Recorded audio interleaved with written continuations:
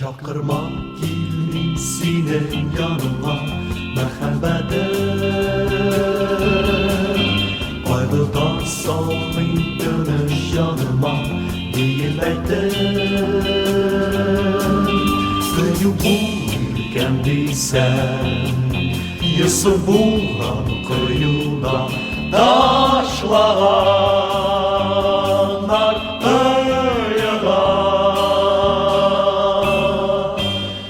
Benim yanayırken seni zengilşe Yapılmazsa jibersimşe Min gidermen yıllar boyu düzermen Yulasıyım sözlerim Naram nay naram naram nay naram naram nay naram naram Min gidermen yıllar boyu düzermen Yulasıyım sözlerim Kimdir yaratırga tiyiş, kimdir tiyiş Bilip yaratırga şuşa kiliş Fakir zehreni tapkan, sağından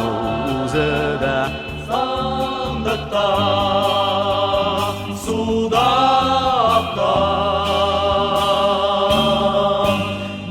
Yanayırken seni zengilşe Yapılmazsa jibersimşe Min gidermen yıllar boyu düzermen Yulasıyım sözlerim Direkten bilsin ayrıları Bizim kır yaşlısı aylıları Mecnun süyen yaratkan Kara kaygıga batkan Alndan başım yulakan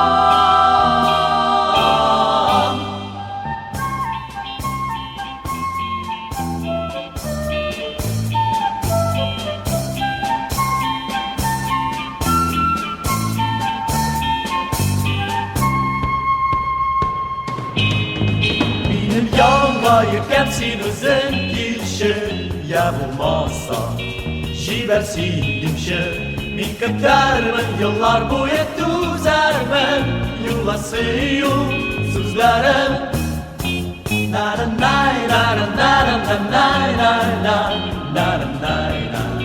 naram Min gidermen yıllar boyu düzermen Yulasıyım sözlerim Yulasıyım sözlerim